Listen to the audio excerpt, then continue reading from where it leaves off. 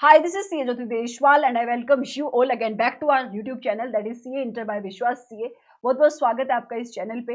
और जैसा कि आपको पता है जैन 2025 अटेम्प्ट के लिए फ्री ऑफ कॉस्ट चाणक्य नीति सीरीज इज गोइंग ऑन और ये लेक्चर उसी सीरीज की कंटिन्यूएशन में है।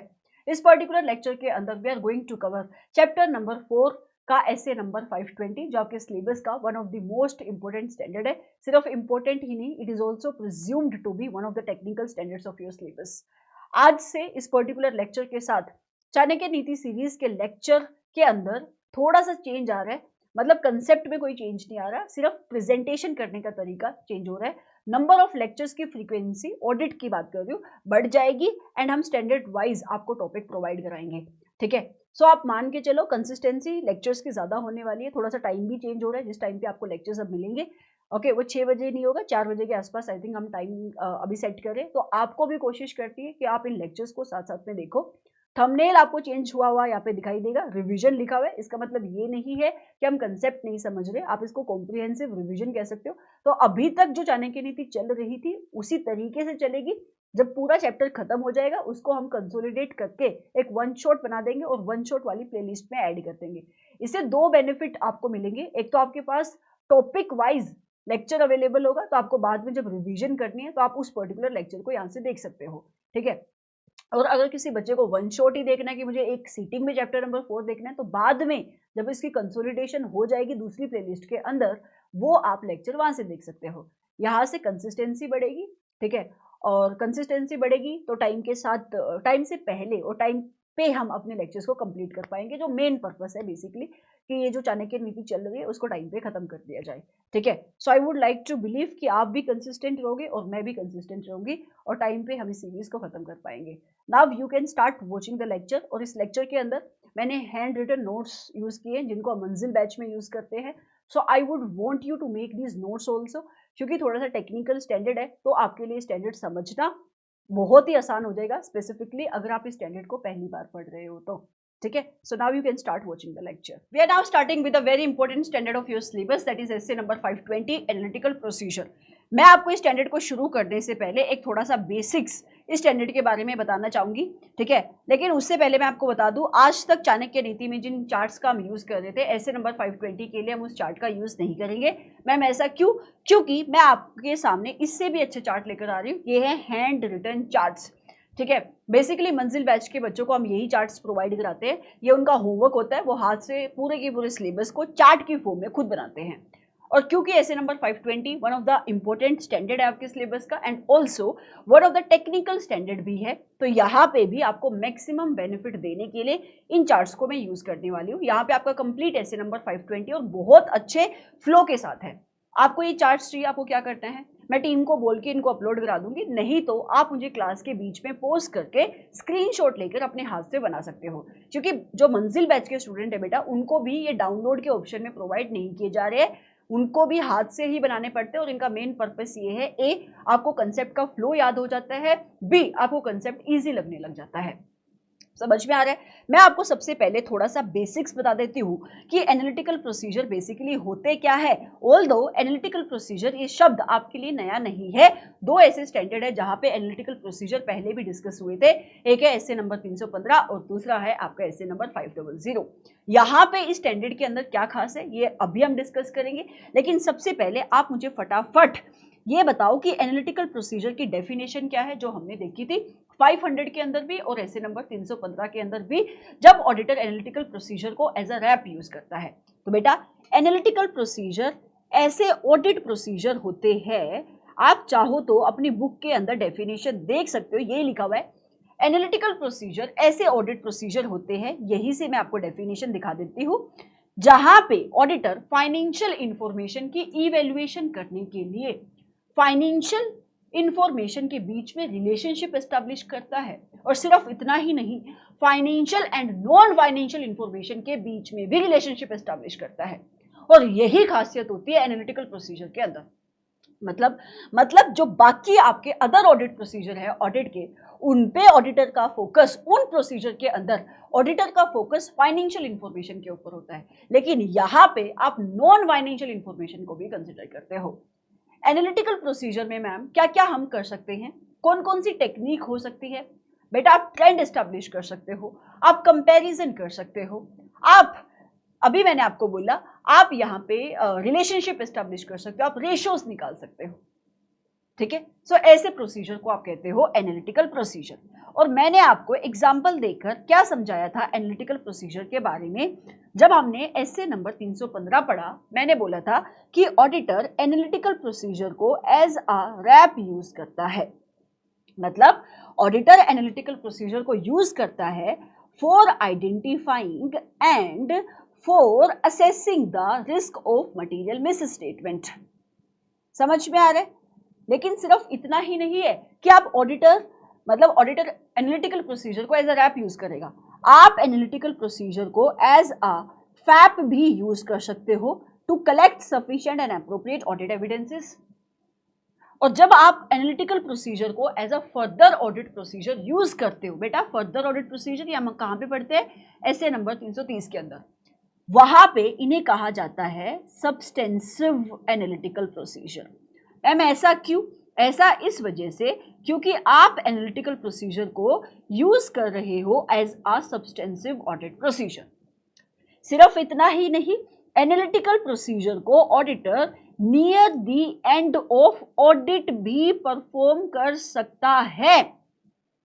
हाँ, क्यों, कैसे?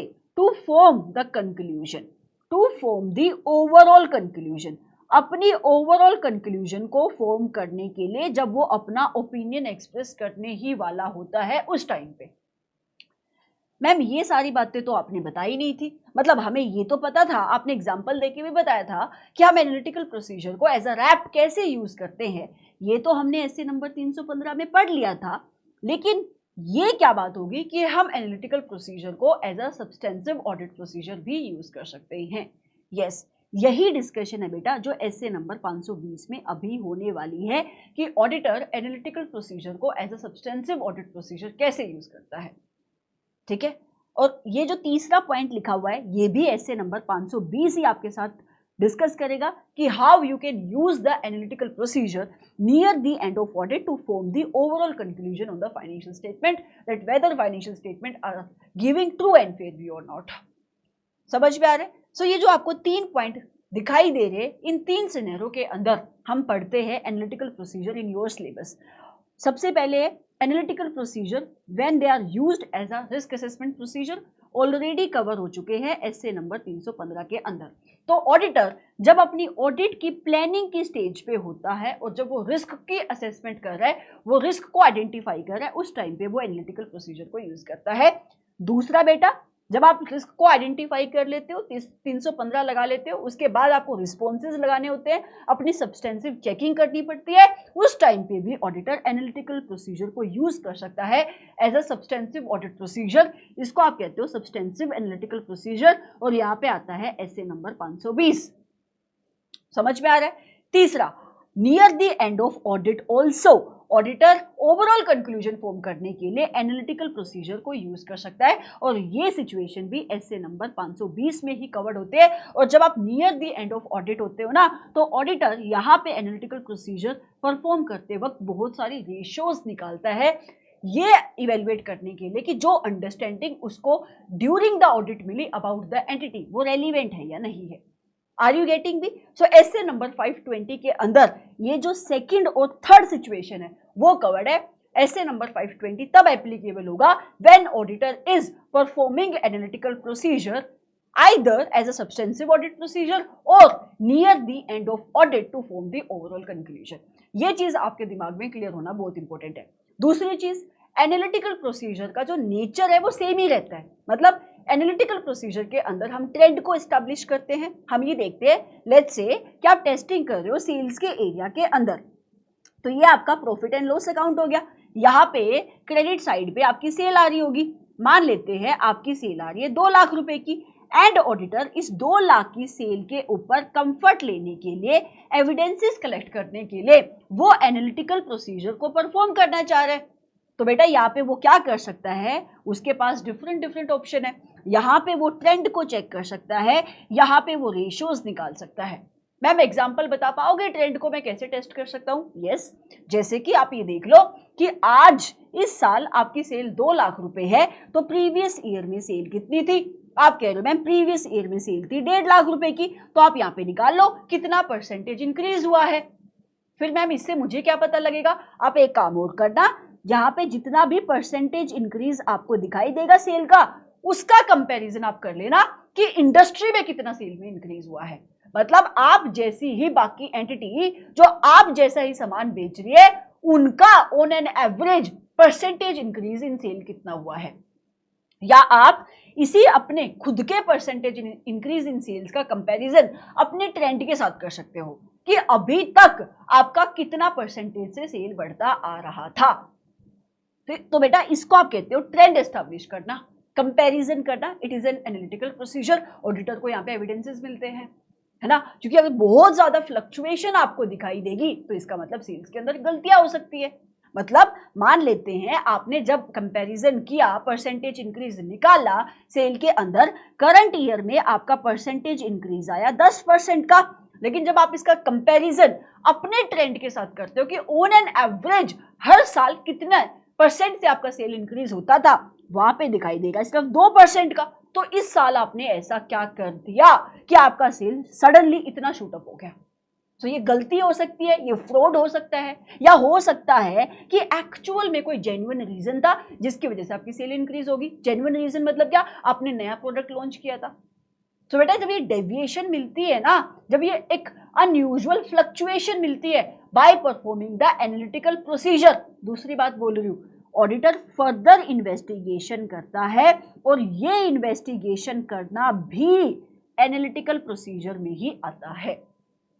तो जब आप एनालिटिकल प्रोसीजर की डेफिनेशन पढ़ते हो, वहां पे ये भी लिखा हुआ है that analytical procedure also encompass the investigation जो ऑडिटर करता है। और ये इन्वेस्टिगेशन आप कब करते हो? जब ऑडिटर को आइडेंटिफाई हुई unusual relationship, unusual fluctuation between what? Between expected value and result of analytical procedure, या फिर result of audit procedure and other information. Ma'am ये तो हमें बिल्कुल ही नहीं समझ में आया, इसका मतलब क्या? मेरी बात समझने की कोशिश करो। जब आप एनालिटिकल प्रोसीजर को परफॉर्म करते हो, वहां पे आप एक एक्सपेक्टेशन भी डेवलप करते हो। जैसे कि आपने इस ट्रेंड को देखा ना, अभी ये एक्सपेक्टेशन तो डेवलप करी ना आपने कि अभी तक ऑन एन एवरेज 2% से मेरी सेल बढ़ती आ रही थी, तो अभी भी इस साल में इतने ही परसेंटेज के आसपास सेल बढ़नी चाहिए थी, बट 10% से बढ़ गई। तो there is a deviation between the result of analytical procedure which is 10% and your expectation. So आप इस फ्लक्चुएशन को, इस डेविएशन को रिजोल्व करने के लिए फर्दर इन्वेस्टिगेशन करोगे, जैसे कि आप मैनेजमेंट से इंक्वायरी करोगे, वो भी एनालिटिकल प्रोसीजर के अंदर ही कवर्ड होती है। सो एनालिटिकल प्रोसीजर का मतलब बेटा, चाहे आप उसको एज अ रैप लगाओ, एज अ फैप लगाओ, near the end of audit लगाओ टू फॉर्म ओवरऑल कंक्लूजन, उसका मतलब वही रहता है। इसी वजह से चाहे आप ऐसे नंबर 315 में एनालिटिकल प्रोसीजर की डेफिनेशन देखते हो, 500 के अंदर डेफिनेशन देखते हो, कहीं पे भी डेफिनेशन लिखी होती है, वो डेफिनेशन वही है कि एनालिटिकल प्रोसीजर ऐसे ऑडिट प्रोसीजर जहां पे ऑडिटर अपनी फाइनेंशियल इंफॉर्मेशन की चेकिंग करने के लिए, अब ये सेल्स फाइनेंशियल इंफॉर्मेशन थी ना, इसकी चेकिंग करने के लिए या तो फाइनेंशियल इंफॉर्मेशन के बीच में रिलेशनशिप एस्टैब्लिश करता है, मतलब आप यहाँ पे सेल्स की रेशियो निकाल सकते थे, सेल्स टू डेटर की रेशियो निकाल सकते थे, डिपेंडिंग अपॉन आपका ऑडिट पर्पस क्या है, या आप financial and non financial information के बीच में रिलेशनशिप एस्टैब्लिश करते हो, राइट। एनालिटिकल प्रोसीजर के अंदर इन्वेस्टिगेशन भी आती है जो ऑडिटर परफॉर्म करता है जब उसको फ्लक्चुएशन मिली उनको रिजॉल्व करने के लिए। ओके, सो आप ऑडिट के 3 स्टेजेस के अंदर एनालिटिकल प्रोसीजर को परफॉर्म करते हो। एक है प्लानिंग, दूसरा है आपका सब्सटेंसिव प्रोसीजर, मतलब which is your basically execution stage of audit, जहां पे आप एविडेंसेस कलेक्ट करते हो, और तीसरा है रिपोर्टिंग स्टेज के ऊपर जब ऑडिटर अपनी ओवरऑल कंक्लूजन को फॉर्म कर रहा होता है। सो इतना कंसेप्ट आपको समझ में आ रहा है, और आपको ये समझ में आ रहा है कि ऐसे नंबर 520 ये 2 लास्ट की जो 2 स्टेज है उनको कवर कर रहा है, तो इस स्टैंडर्ड को समझ पाना अब आपके लिए मुश्किल नहीं होगा।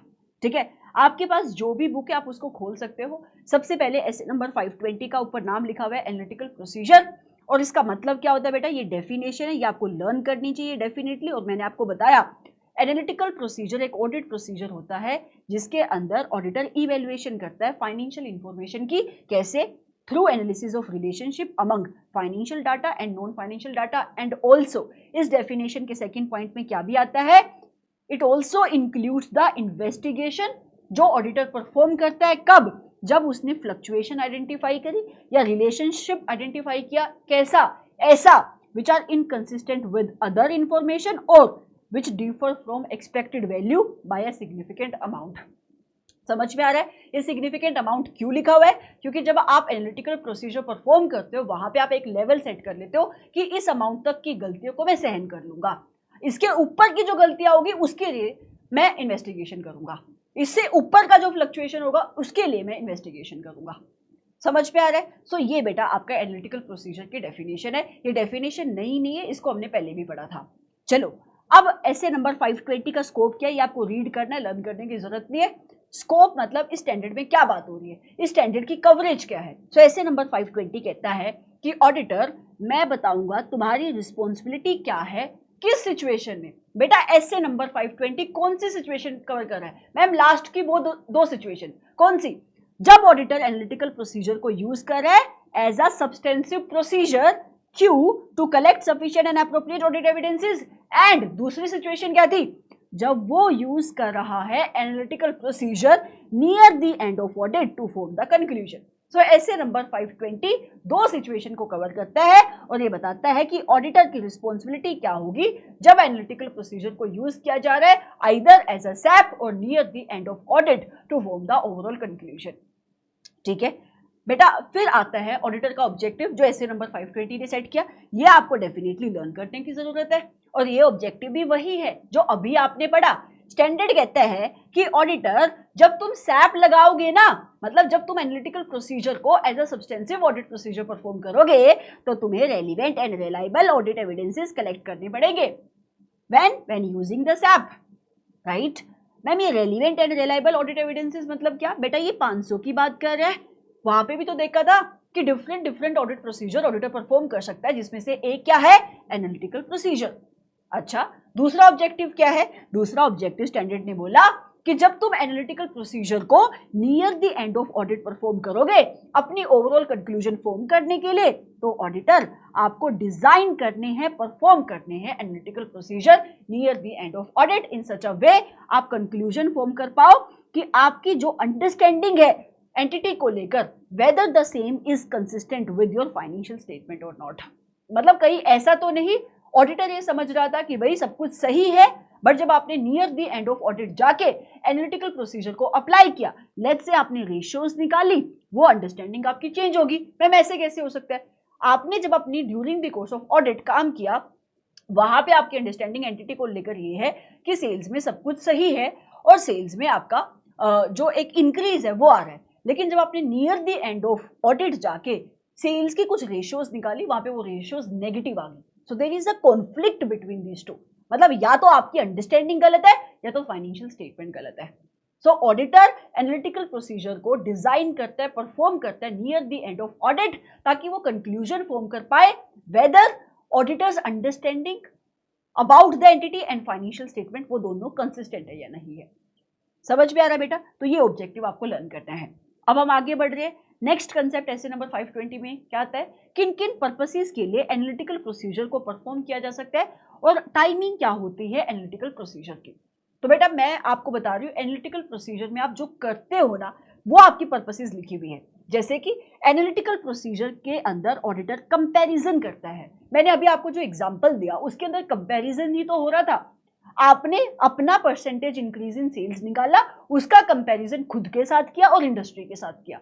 सो एनालिटिकल प्रोसीजर के अंदर ऑडिटर यूजेस द कंपैरिजन, आप रिलेशनशिप एस्टैब्लिश करते हो। मैम एक एग्जांपल दे पाओगे रिलेशनशिप एस्टैब्लिश करते होगा?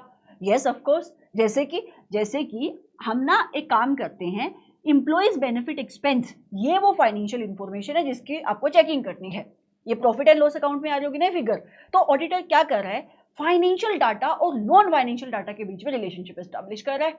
मतलब वो ये देख रहा है कि अगर एक एंटिटी के अंदर नंबर ऑफ एम्प्लॉइज 100 है और पर एम्प्लॉई सैलरी मान लेते हैं आपकी 1000 है, तो भाई बेनिफिट कितने का बुक होना चाहिए? ये क्या हो गया बेटा? रिलेशनशिप एस्टैब्लिश करना बिटवीन टू कंपोनेंट, जिसमें से एक कंपोनेंट फाइनेंशियल है, दूसरा कंपोनेंट नॉन फाइनेंशियल है। मैम इसमें फाइनेंशियल कंपोनेंट कौन सा है? इसमें फाइनेंशियल कंपोनेंट है सैलरी पर एम्प्लॉय, और नॉन फाइनेंशियल कंपोनेंट कौन सा है? Number of employees. So standard कहता है एनालिटिकल प्रोसीजर कंपैरिजन को यूज करता है आप रिलेशनशिप एस्टैब्लिश करते हुए ये इवैल्यूएट करने के लिए कि अकाउंट का बैलेंस जो आपको दिखाई दे रहा है, जो अदर डाटा आपको दिखाई दे रहा है, वो रीजनेबल है या नहीं है। तो फिर मैं किन किन पर्पसेस के लिए एनालिटिकल प्रोसीजर को परफॉर्म कर सकता हूं? क्या आप मुझे एग्जाम्पल दे सकते हो? ऑफ कोर्स ये एग्जाम्पल ऐसे नंबर 520 ने आपको दिए हैं, जैसे कि बैलेंस शीट के अंदर जो आइटम आ रहे हैं, लेट्स से आपका डेटर आ रहा है, इन्वेंट्री आ रहा है, ऐसे ही प्रॉफिट एंड लॉस अकाउंट के अंदर जो आपके आइटम आ रहे हैं, रेंट का खर्चा आ रहा है, अभी एक एग्जांपल मैंने आपको दिया, एम्प्लॉइज बेनिफिट एक्सपेंस आ रहा है, आप उनके बीच में रिलेशनशिप एस्टैब्लिश कर सकते हो एंड आप ये कंपेयर कर सकते हो कि पिछले साल ये कितने थे and comparing them with the previous year. Let's say employees benefit expense आपका इस साल आ रहा है 2 करोड़ रुपए का, तो ये खर्चा पिछले साल कितना था? आप कह रहे हो ट्रेवलिंग एक्सपेंस इस साल आ रहा है 2 लाख रुपए का, पिछले साल कितना था? मैम उससे पता क्या लगेगा? जब आप कंपैरिजन करोगे आपको ये समझ में आएगा ये रीजनेबल भी है या नहीं है।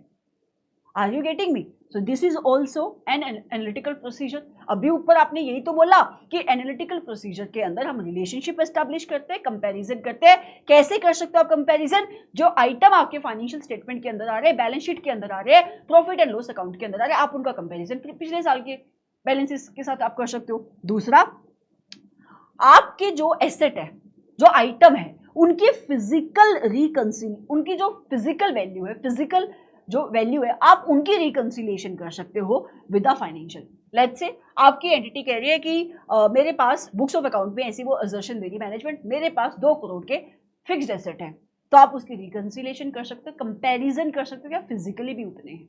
ऑल्सो आप एक और काम कर सकते हो, एसओपीएल का कोई भी आइटम आप उठा लो और उसका बैलेंस का कंपैरिजन आप करो पिछले साल से और देखो कितना परसेंटेज इंक्रीज या डिक्रीज हुआ है। मैंने आपको जो सेल्स का एग्जांपल दिया बेटा, ये वही बात कर रहा है। आप एक और काम कर सकते हो, क्या कर सकते हैं मैम? एसओपीएल के अंदर जितने भी आपके बैलेंसेस आ रहे हैं, आप ना वहां पे एक्सपेंस रेशियो निकाल सकते हो और उस एक्सपेंस रेशियो का कंपैरिजन पिछले साल से कर सकते हो। जैसे कि आप ये देखो, एक्सपेंडिचर टू सेल्स रेशियो इस साल कितनी है, मतलब अगर आप 2 करोड़ की सेल करते हो उसके ऊपर कितने का एक्सपेंडिचर करते हो, और ये रेशियो पिछले साल कितनी थी, और अगर इस रेशियो में सब्सटेंशियल इंक्रीज आया है तो आप इन्वेस्टिगेट करोगे फर्दर कि ऐसा क्यों। ऐसे ही आप ट्रेडिंग प्रॉफिट की रेशियो निकाल सकते हो टू सेल्स रेशियो। सो यहाँ पे डिस्कशन क्या हो रही है, समझो कि ऑडिटर एनालिटिकल प्रोसीजर को किस किस तरीके से यूज कर सकता है। आप कंपैरिजन कर सकते हो, आप रिलेशनशिप एस्टैब्लिश कर सकते हो, and when you have done this comparisons and establish this relationship, मतलब कि जब ऑडिटर इन एनालिटिकल प्रोसीजर को परफॉर्म करता है और उसको कोई मटेरियल डिफरेंसेस आइडेंटिफाई होते हैं, तो अभी हमने डेफिनेशन के अंदर देखा कि auditor will evaluate the reason, मतलब ऑडिटर फर्दर इन्वेस्टिगेशन करता है कि ऐसा क्यों हो रहा है, एंड वो असर्टेन करता है कहीं ऐसा तो नहीं कि आपने अपने अकाउंट की मैनिपुलेशन करी। जो एग्जांपल मैंने आपको दिया कि अगर ऑन एन एवरेज सेल 2% से बढ़ रही थी, तो अभी इस साल 10% से क्यों बढ़ी? आप पहले फर्दर इन्वेस्टिगेशन करोगे, ठीक है, क्योंकि ऐसा भी तो हो सकता है आपने सेल्स के अंदर मैनिपुलेशन करी है। सो ये एक बेसिक सा कंसेप्ट यहाँ पे लिखा हुआ था कि किन किन पर्पसेस के लिए आप एनालिटिकल प्रोसीजर को यूज कर सकते हो। एक और क्वेश्चन है बेटा जो एग्जाम में आ सकता है, क्योंकि इस कंसेप्ट के अंदर दूसरा एस्पेक्ट क्या था, टाइमिंग ऑफ एनालिटिकल प्रोसीजर, मतलब ऑडिट के किन किन स्टेज पे आप एनालिटिकल प्रोसीजर को यूज कर सकते हो। ये डिस्कस हो चुका है इंट्रोडक्शन के अंदर। आप प्लानिंग स्टेज पे यूज कर सकते हो एनालिटिकल प्रोसीजर को, आप एग्जीक्यूशन स्टेज पे यूज कर सकते हो, आप कंप्लीशन स्टेज पे यूज कर सकते हो। जब आप प्लानिंग स्टेज के ऊपर यूज करोगे, मतलब you are using analytical procedure as a risk assessment procedure. इससे ऑडिटर को क्या मिलेगा बेटा, आपको पता ही है कि जब आप as a risk assessment procedure analytical procedure को यूज करोगे, that means you will be able to understand the client का business, you will be able to identify and evaluate the risk of material misstatement. और जब आप risk को identify कर लोगे, उसके बेसिस पे अपने रिस्पॉन्सेज बना पाओगे। तो कहता है when you perform analytical procedure at the planning stage as a risk assessment procedure, it assist the auditor in understanding the client का business and identifying the areas of potential risk. मतलब आप ये identify कर पाते हो कि entity के किस एरिया में कितना रिस्क है मटेरियल मिसस्टेटमेंट होने का, ठीक है। एंड ऑल्सो इस रिस्क की आइडेंटिफिकेशन के बेसिस पे आप डिसाइड कर पाते हो आपका एनटीई क्या होगा फर्दर ऑडिट प्रोसीजर का। मतलब आप अपने responses as per SA number 330 determine कर पाते हो। आप एनालिटिकल प्रोसीजर को एग्जीक्यूशन स्टेज के ऊपर अप्लाई कर सकते हो to collect the sufficient and appropriate audit evidences. बेटा as a substantive audit procedure जो डिस्कशन 520 कर है, so it says analytical procedure may be used as substantive audit procedure by the auditor. Purpose क्या है? Sufficient and appropriate audit evidences collect करना। क्या सिर्फ 2 ही stage पे यूज कर सकते हैं? तीसरी भी स्टेज है मैम, तीसरी भी स्टेज है। क्या? Completion stage, reporting stage. यहां पे ऑडिटर यूज करता है एनालिटिकल प्रोसीजर को near the end of audit. Purpose क्या है? ओवरऑल कंक्लूजन फॉर्म करना। अरे किस चीज की ओवरऑल कंक्लूजन? कि जो ऑडिटर की अंडरस्टैंडिंग है एंटिटी को लेकर, क्या वो कंसिस्टेंट है विद द फाइनेंशियल स्टेटमेंट और नोट, या फिर जो उसने अभी तक समझा ऑडिट करके वो अंडरस्टैंडिंग अलग है और अभी जब near the end of audit वो एनालिटिकल प्रोसीजर परफॉर्म कर रहा है वो अंडरस्टैंडिंग आपकी अलग है। क्योंकि अगर ऐसा है तो फिर ऐसा हो सकता है कि कुछ तो गलती है जो आपने अभी तक ढूंढी नहीं है। तो 3 स्टेजेस के ऊपर आप एनालिटिकल प्रोसीजर को अप्लाई करते हो, planning stage, execution stage and last में आती है आपकी रिपोर्टिंग स्टेज, ठीक है। देन कम्स नेक्स्ट कंसेप्ट कि कौन कौन से फैक्टर्स ऑडिटर कंसीडर करेगा when he is using analytical procedure as a substantive audit procedure. या आप कह सकते हो what are the various factors that can be considered by the auditor when he is performing the substantive analytical procedure for the purpose of collecting the sufficient and appropriate audit evidences. ये question भी directly exam के अंदर आता है। तो सबसे पहले auditor consider करेगा कि क्या मेरे पास डाटा अवेलेबल है, availability of the reliable and relevant data. मान लेते हैं कि आप कंपैरिजन कर रहे हो सेल्स का, ठीक है। यू वांट टू कंपेयर कि आपकी एंटिटी की परसेंटेज इंक्रीज इन सेल्स कितना है और इंडस्ट्री में कितना इंक्रीज हुआ है, बट आपके पास डाटा ही अवेलेबल नहीं है। So how you are going to perform the analytical procedure, ठीक है। सो you need to have the reliable and relevant data, only then you will be able to perform analytical procedure effectively। तो पहला factor जिसको auditor consider करेगा is that कि क्या relevant and reliable data available है। दूसरा, डाटा के अंदर डिसएग्रीगेशन कितनी है। डिसएग्रीगेशन का मतलब है सेल्स का data, situation number 1, consolidated data जिसके अंदर कोई भी बाइफर्फिकेशन नहीं है, ये नहीं पता कि प्रोडक्ट ए से कितनी सेल होती है, प्रोडक्ट बी से कितनी सेल होती है, ये जो पर्टिकुलर ए रीजन है यहाँ से कितनी सेल होती है। तो ये डाटा डिसएग्रीगेटेड नहीं है, यहाँ पे गलतियां ढूंढ पाना by performing the analytical procedure would not be easy.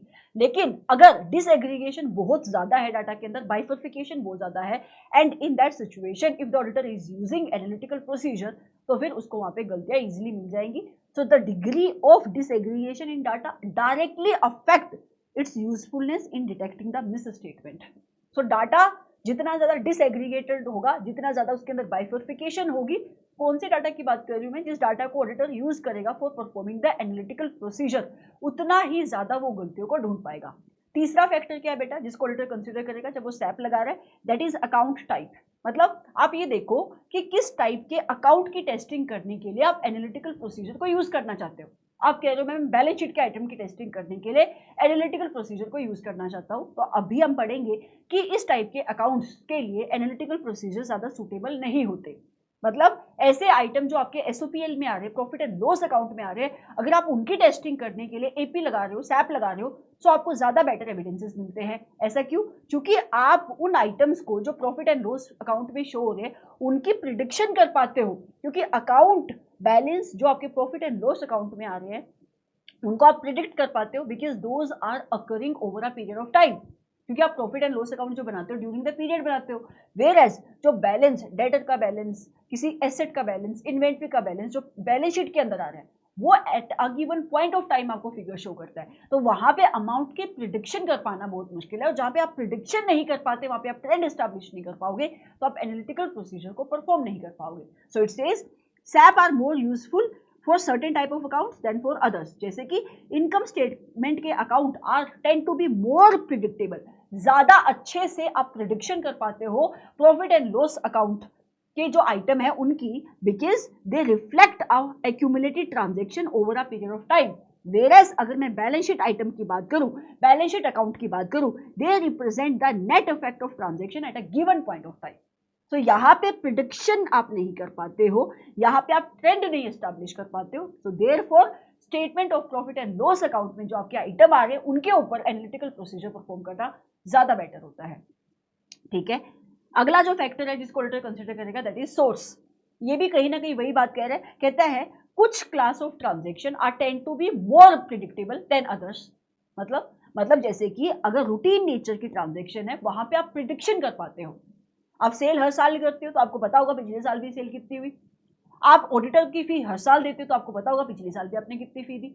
लेकिन जो नॉन रूटीन ट्रांजेक्शन है जो हर साल नहीं होती, जैसे कि आपने इस साल कोई एसेट बेचा जो नॉर्मली आप हर साल नहीं बेचते हो, तो सेल करना किसी एसेट की तो आप हर साल तो नहीं सेल कर रहे हो ना एसेट की, तो वहां पे मैनेजमेंट की सब्जेक्टिविटी ज्यादा इन्वॉल्व होती है। तो इस टाइप के ट्रांजेक्शन के लिए सैप सुटेबल नहीं होते हैं क्योंकि आप यहाँ पे प्रिडिक्शन नहीं कर पाते हो।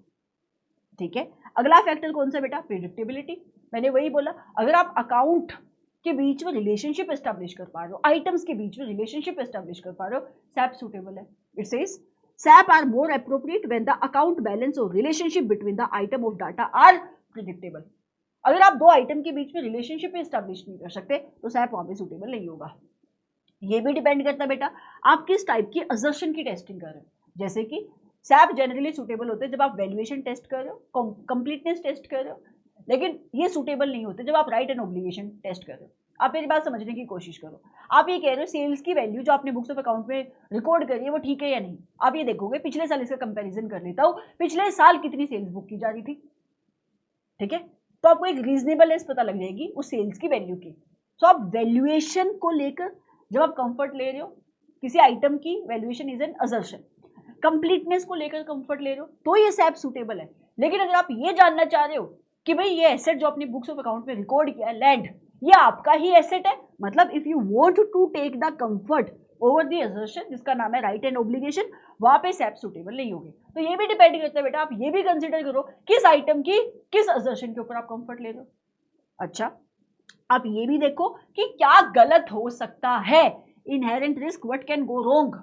मैम ये देखना क्यों जरूरी है, क्योंकि अगर रिस्क ज्यादा है उस ट्रांजेक्शन में, उस पर्टिकुलर आइटम के अंदर जहां पे आप सैप लगाने का सोच रहे हो, तो फिर वहां पे खाली सैप लगाने से काम नहीं चलेगा, वहां पे आपको सैप के साथ टीओडी भी लगाने पड़ेंगे। So it says auditor also has to consider, auditor has to design a procedure.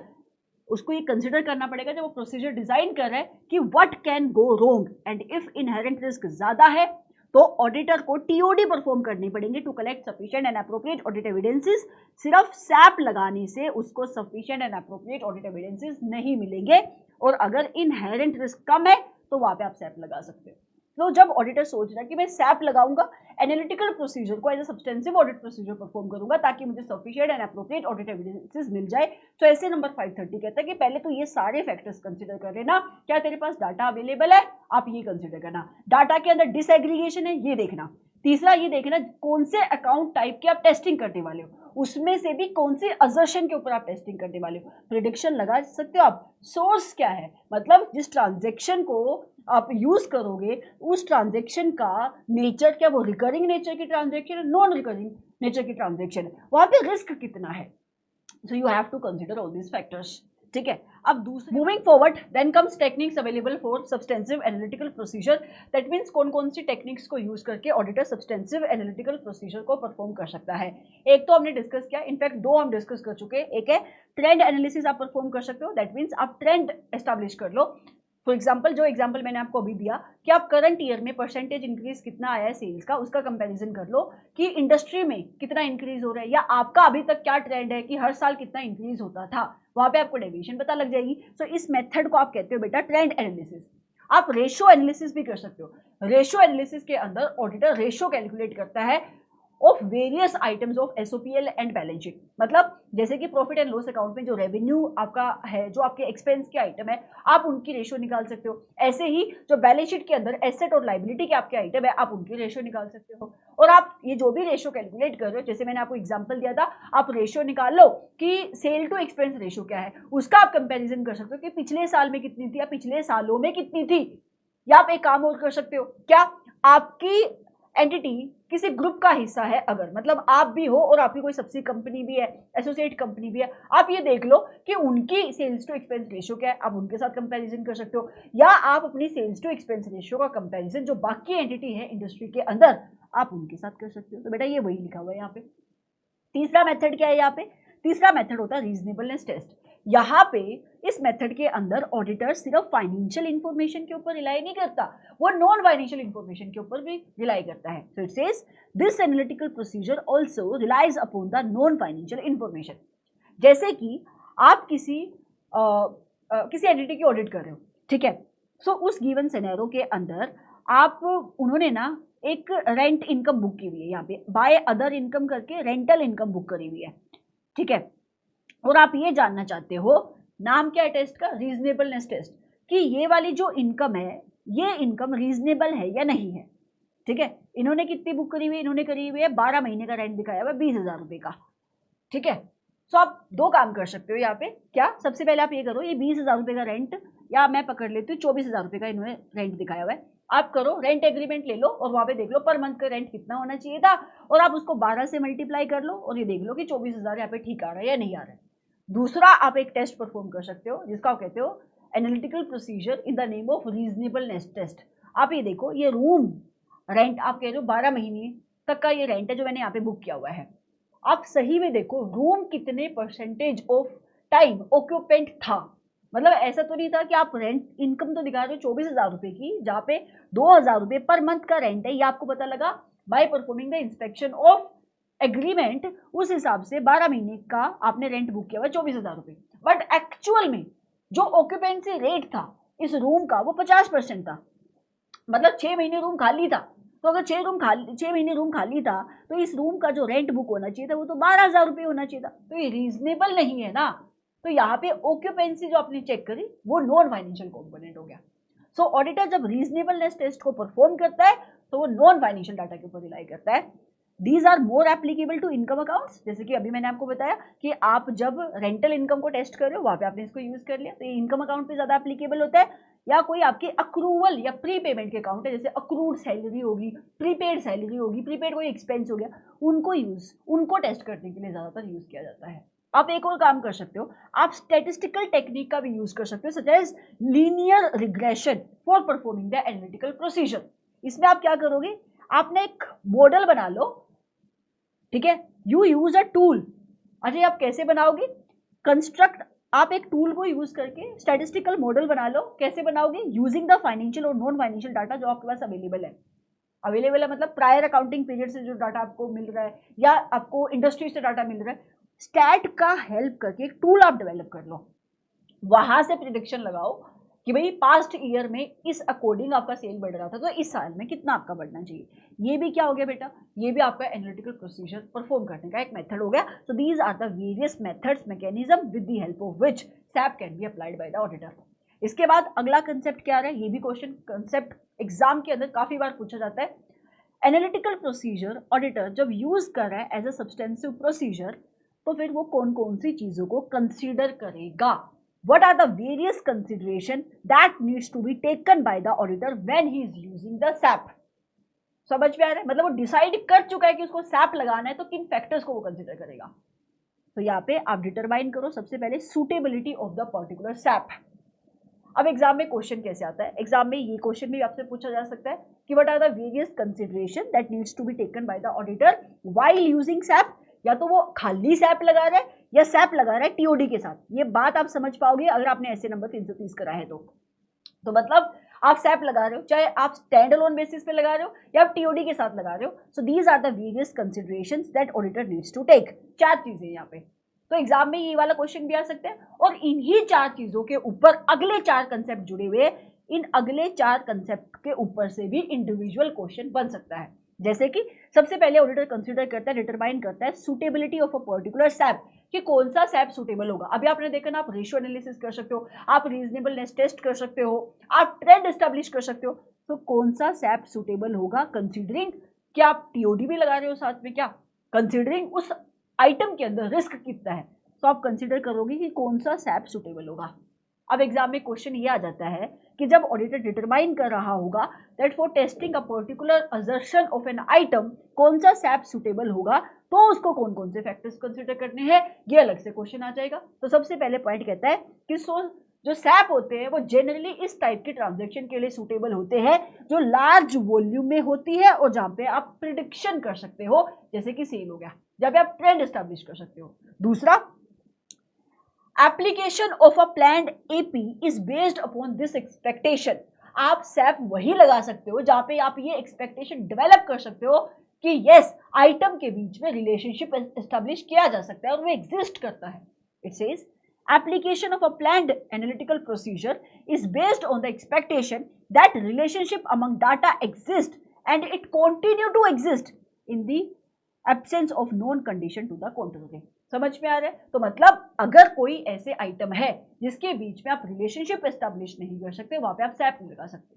तीसरा, suitability of a particular analytical procedure will also depend upon कि ऑडिटर को क्या लगता है कि कौन से असर्शन को टेस्ट करने के लिए कौन से मैकेनिज्म से उसको ज्यादा अच्छे एविडेंस मिलेंगे। तो suitability of particular analytical procedure will also depend upon auditor's assessment of how effective it will be in detecting a material misstatement that may cause the entire financial statements to be materially misstated। अगर auditor को लगता है कि मैंने trend analysis किया, मुझे ज्यादा अच्छे एविडेंसेस मिलेंगे, तो फिर वो ट्रेंड एनालिसिस के अकॉर्डिंग मतलब इस मैकेनिज्म को यूज करके वो सैप लगा सकता है, वहां से गलतियां निकाल सकता है वो। अगर उसको लगता है मैं रेशियोज कैलकुलेट करूंगा, मुझे ज्यादा अच्छे एविडेंसेस वहां पे मिलेंगे, तो आप रेशियोज निकाल सकते हो। चौथा, कई बार ऐसा होता है कि एक बेसिक सा भी मतलब अनसोफिस्टिकेटेड प्रिडिक्टिव मॉडल भी ऑडिटर यूज कर सकता है फॉर परफॉर्मिंग द सैप। मैं आपको जो एग्जांपल दे रही हूँ कि आप परसेंटेज इंक्रीज निकालो करंट ईयर की सेल का, उसका कंपैरिजन कर लो पिछले सालों की सेल के साथ, तो बेटा ये भी क्या है, ये एक बेसिक मॉडल ही तो है। तो ये 4 फैक्टर्स है जो ऑडिटर कंसीडर करता है जब वो डिटरमाइन कर रहा है कि कौन सा सैप सुटेबल होगा। नंबर 1 क्या, नंबर 1 कहता है कि आप ना सैप को मोस्टली वहां पे यूज करोगे जहां पे लार्ज वॉल्यूम ऑफ ट्रांजैक्शन है, जहां पे आप ट्रेंड एस्टैब्लिश कर सकते हो which are predictable over a period of time. दूसरा, सैप जब आप एनालिटिकल प्रोसीजर को प्लान करते हो to apply as a substantive audit procedure, ये मोस्टली वहां पे यूज किया जाता है जहां पे आप रिलेशनशिप एस्टैब्लिश कर सकते हो। ये also depends upon the fact कि ऑडिटर को क्या लगता है कि किस टाइप का एनालिटिकल प्रोसीजर से उसको इफेक्टिव एविडेंसेस मिल जाएंगे कि मिस स्टेटमेंट एग्जिस्ट करती है जिससे आपकी फाइनेंशियल स्टेटमेंट अफेक्ट हो सकती है। समटाइम्स इन सर्टेन सिचुएशन एक बेसिक सा मॉडल भी ऑडिटर यूज कर सकता है एज एन एनालिटिकल प्रोसीजर। दूसरी कंसिडरेशन जो ऑडिटर लेगा जब वो एनालिटिकल प्रोसीजर को परफॉर्म कर रहा है as a substantive audit procedure, and that is he will evaluate the reliability of data, जिस डाटा से वो एक्सपेक्टेशन डेवलप करेगा। समझ में आ रहा है? अभी मैंने बोला कि आप सेल्स की टेस्टिंग कर रहे हो और आप इंडस्ट्री का डाटा देखकर कंपैरिजन करोगे कि भाई आपका परसेंटेज इंक्रीज इन सेल इतना आ रहा है और आपका डाटा कौन सा है, इंडस्ट्री का डाटा। सो आपकी एक्सपेक्टेशन उस डाटा से डेवलप हो रही कि आपका ये जो परसेंटेज इंक्रीज इन सेल है वो ठीक है या नहीं है, क्योंकि आप एक्सपेक्टेशन ये डेवलप कर रहे हो ना कि उनका आपका लेट से 10% आ रहा है, उनका 2% आ रहा है, तो आपका 10% इंक्रीज कैसे आ रहा है। या आप डाटा यूज कर सकते हो अपना ही प्रायर पीरियड का ट्रेंड सेल्स का। सो डाटा रिलायबल होना चाहिए, ऑडिटर इसको कंसिडर करेगा। अब ये क्वेश्चन मार्क किया आता है और एग्जाम में भी ये क्वेश्चन आता है कि ऑडिटर कौन कौन से फैक्टर टेस्ट करेगा ये डिटरमाइन करने के लिए कि जिस डाटा से वो एक्सपेक्टेशन डेवलप कर रहे हैं वो डाटा रिलायबल है या नहीं है। तो ये कुछ फैक्टर्स है। सबसे पहले सोर्स क्या है उस इंफॉर्मेशन का। आप कह रहे हो मैंने एक इंडिपेंडेंट सोर्स से इस डाटा को एक्वायर करा है, मेरा एंटिटी से वो इंडिपेंडेंट है वो सोर्स, तो डाटा ज्यादा रिलायबल होगा। अगर उस डाटा के अंदर उस इंफॉर्मेशन के अंदर कंपेरेबिलिटी है तो डाटा ज्यादा रिलायबल होगा। What is the nature of that information and relevance of that information. Example देखो, बजट ज्यादा रिलायबल होंगे एज कंपेयर टू गोल।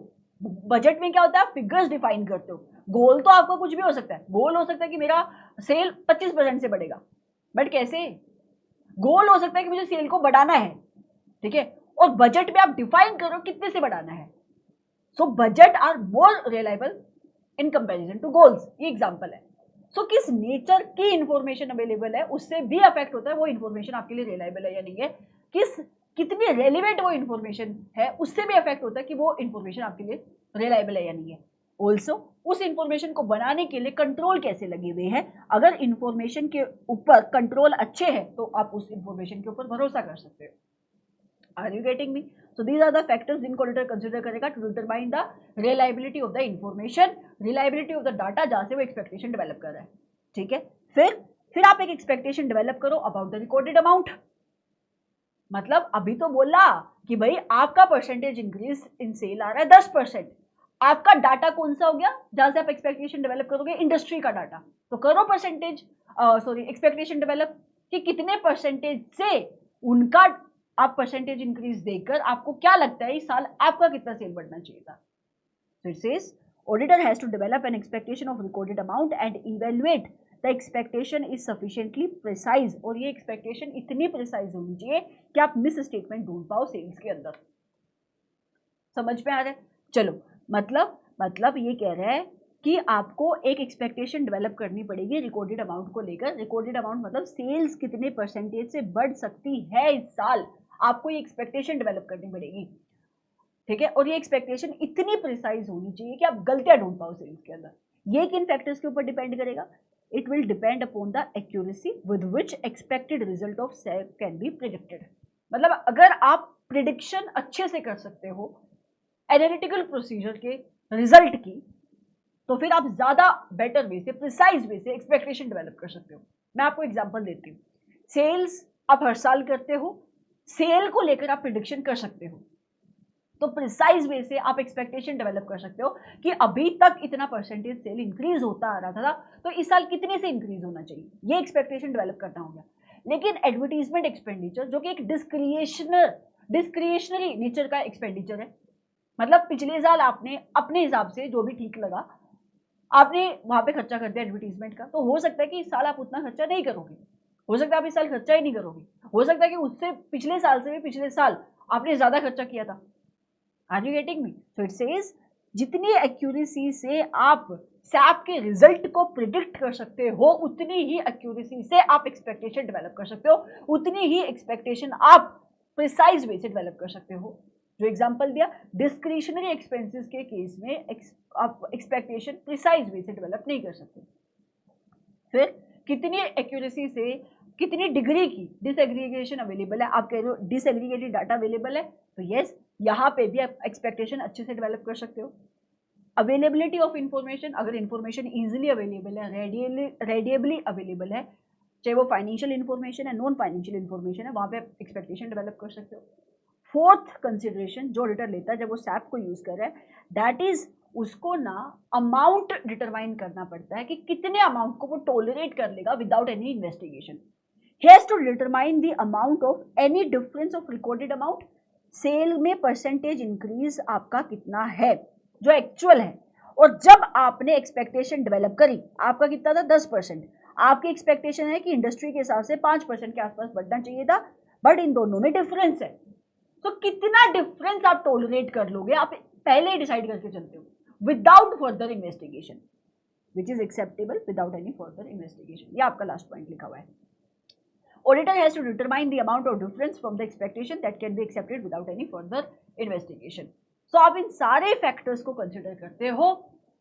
जब ऑडिटर ये डिसाइड कर चुका है कि मुझे सैप लगानी है और वो सैप लगाना शुरू कर रहा है, सबसे पहले suitability of a particular SAP, कि कौन सा सैप लगाऊं, दूसरा रिलायबिलिटी ऑफ डाटा, तीसरा एक्सपेक्टेशन डेवलप करो और एक्सपेक्टेशन सफिशिएंटली प्रिसाइज होनी चाहिए कि गलतियां ढूंढ पाए, चौथा आप डिटरमाइन करो कि कितनी डेविएशन को विदाउट फर्दर इन्वेस्टिगेशन आप डाइजेस्ट कर सकते हो।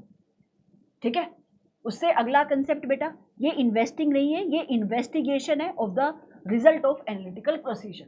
मतलब अगर ऑडिटर ने आइडेंटिफाई करी फ्लक्चुएशन और relationship which is inconsistent with other information, मतलब आपने सेल को टेस्ट करने के लिए एनालिटिकल प्रोसीजर भी परफॉर्म किया और आपने अदर ऑडिट प्रोसीजर भी परफॉर्म किया।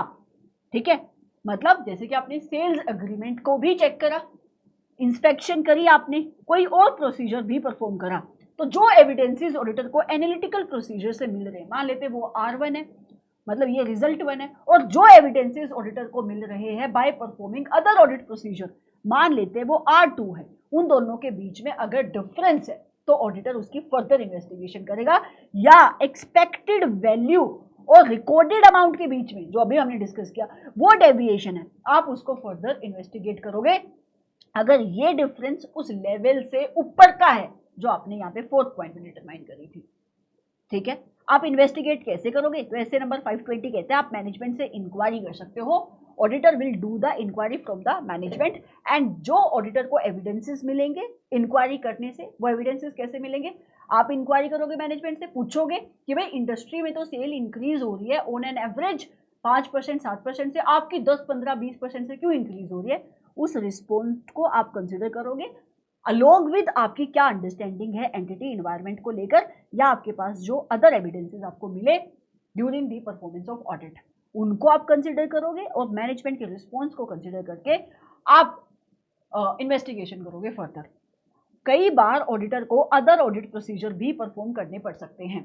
ये कब आपको अदर ऑडिट प्रोसीजर परफॉर्म करने पड़ेंगे? इन अ सिचुएशन जहां पे आप मैनेजमेंट से इंक्वायरी कर रहे हो बट मैनेजमेंट आपको सफिशिएंट एक्सप्लेनेशन नहीं दे रही है, मैनेजमेंट आपको जवाब नहीं दे रही कि मुझे नहीं पता ये परसेंटेज जो डेविएशन आ रही है क्यों आ रहा है, या मैनेजमेंट ने जवाब दिया, इंक्वायरी आपने करी, रिस्पॉन्स आया बट आपको उस रिस्पॉन्स के ऊपर भरोसा नहीं है, तो auditor other audit procedure perform करता है। He would perform the other audit procedure. समझ में आ रहा है? तो बेटा ये आपका एक कंसेप्ट खत्म हो जाता है। ऐसे नंबर 520 ने दो सिचुएशन को कवर किया था कि जब आप एनालिटिकल प्रोसीजर को सैप के तौर पे लगा रहे हो, ये खत्म हो जाता है। जो दूसरी सिचुएशन थी वो क्या थी? When analytical procedure are performed to form the overall conclusion, और ये आप कब लगाते हो बेटा? Near the end of audit, ठीक है। तो यहाँ पे कह रहे हैं जो ऑडिटर एनालिटिकल प्रोसीजर अप्लाई कर रहा है near the end of audit, वहां से कंक्लूजन ऑडिटर को मिली, उनके रिजल्ट को वो यूज कर सकता है to corroborate, to support the conclusion जो ऑडिटर के पास ऑलरेडी थी during the course of audit, उसने जो प्रोसीजर परफॉर्म करे वहां से अबाउट एनी कंपोनेंट और एलिमेंट। इसे ऑडिटर क्या कर पाएगा बेटा? ओवरऑल कंक्लूजन फॉर्म कर पाएगा। कई बार जब आप near the end of audit procedure perform करते हो, ऑडिटर को ऐसा रिस्क आइडेंटिफाई हो जाता है जो उसने during the course of audit नहीं आइडेंटिफाई किया था, तो उसको अपने रिस्क को भी रिवाइज करना पड़ जाता है, और क्योंकि आप रिस्क को रिवाइज करोगे तो आप अपने फर्दर ऑडिट प्रोसीजर को भी रिवाइज करोगे। During the course of audit जब आपने काम किया, आपकी कंक्लूजन ये थी कि सेल्स बढ़ रही है, लेकिन जब आपने near the end of audit analytical procedure लगाई, सेल्स की रेशियो निकाली, वहां पे सेल्स नेगेटिव में आ गई, तो दोनों में कॉन्ट्राडिक्शन है ना। इसका मतलब आपने सब कुछ ठीक है, लेकिन ये अंडरस्टैंडिंग आपकी चेंज होगी जब आपने near the end of audit analytical procedure को अप्लाई किए। तो इसका मतलब ये हो सकता है कि कुछ तो गलती थी जो आप सेल्स में ढूंढ नहीं पाए, तो इसका मतलब जो आपने सेल्स के अंदर बोला था ना रिस्क कम है, अब वो रिस्क आपको रिवाइज करना पड़ेगा, और आप रिस्क को रिवाइज करोगे तो आप अपने रिस्पॉन्सेज को भी रिवाइज करोगे। This was your entire essay number 520। बहुत कम टाइम में खत्म करने की कोशिश करिए। इस स्टैंडर्ड को समझाने के लिए बहुत एक्सप्लेनेशन चाहिए, ठीक है, विच इज नॉट पॉसिबल क्योंकि एक रिवीजन बैच है। बट इससे कम टाइम में, अगर चाणक्य नीति वाले बच्चों की बात करें, रिवीजन अगर मुझे करानी है ना, तो रिवीजन कराने ये है कॉम्प्रिहेंसिव रिवीजन आप कह सकते हो, जहाँ पे आप कंसेप्ट भी समझ लो। अगर मुझे रिवीजन करानी है स्टैंडर्ड की, चार्ट बेसिकली बेटा 2 पेजेस का ये चार्ट है। एक पेज ये जहाँ पे पार्ट नंबर 2 है, और एक हो गया पेज नंबर जहाँ पे आपका पार्ट नंबर 1 है। तो मुझे 15 मिनट लगेंगे, मतलब 15 मिनट भी मैंने ज्यादा बोला, 10 मिनट जो आप मंजिल बैच के अंदर रिवीजन करते हैं इन चार्ट से पूरा स्टैंडर्ड रिवाइज करने के लिए, ठीक है। So I would like to believe कि आपको ये चार्ट्स भी अच्छे लगे और ये क्लास आपको समझ में आई, ठीक है।